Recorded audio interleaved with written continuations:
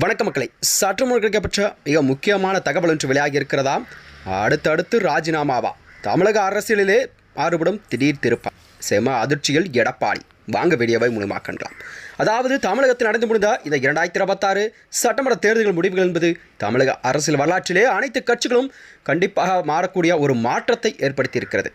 அதாவது 50 ஆண்டு தனது அரசியல் அனுபவத்தை கொண்ட தமிழகத்திலே இரு பெரும் திராவிட கட்சியான அதிமுக மற்றும் திமுக ஆகிய இரு பெரும் கட்சிகள் எல்லாம் பின்னுக்கு தள்ளி, அதாவது விஜயன் புதிதாக அமைத்துள்ள இந்த தமிழக வெற்றி கழகம் தமிழகத்திலே ஒரு மிக பெருமையான கட்சியாக உருவெடுத்திருக்கிறது.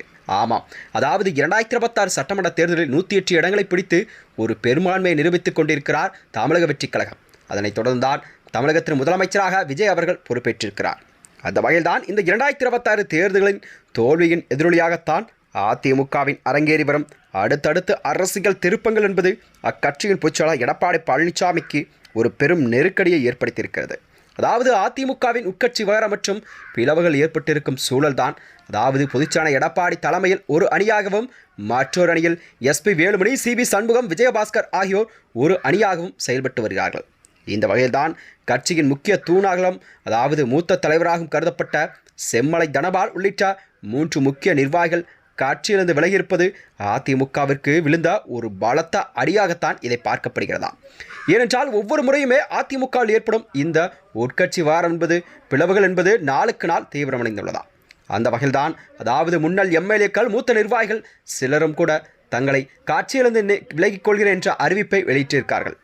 இந்த அரசியலிலிருந்து அதாவது மீள்வதற்கு மட்டுமன்றி கட்சியின் மற்றொரு முக்கியமாக சிவி சண்முகம் மற்றும் எஸ்பி வேலுமணி ஆகியோரின் தலைமையில்தான் இந்த கணிசமான தொண்டர்களும் நிர்வாகிகளும் தமிழக வெற்றி கழகத்திற்கு தங்களுடைய ஆதரவுகளை எல்லாம் களம் இறக்கியதும் எடப்பாடி பழனிசாமிக்கு மேலும் பேரடியாக இருந்திருக்கிறது.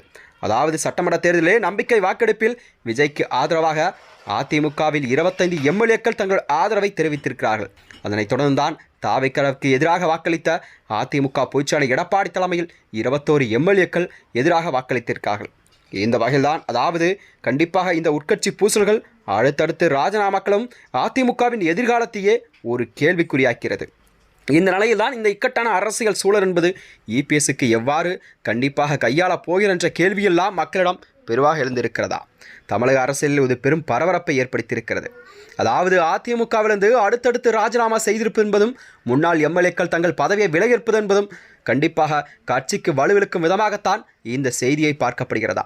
அதாவது புரட்சித் தலைவர் எம்ஜிஆர் மற்றும் புரட்சித் தலைவி அம்மா அவர்களால் கொண்டு காப்பாற்றப்பட்ட இந்த 50 ஆண்டு தனது அரசியல் அனுபவமான அதிமுக இப்பொழுது ஒரு கேள்விக்குறியாக மக்களிடம் பெருவராக பேசப்பட்டு வருகிறது.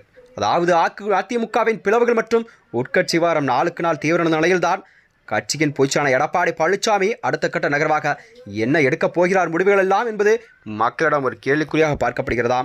மேலும் இது போன்ற வீடியோக்களை தெரிந்து கொள்ள நமது சேனலை மறக்காமல் சப்ஸ்கிரைப் செய்து கொள்ளும்.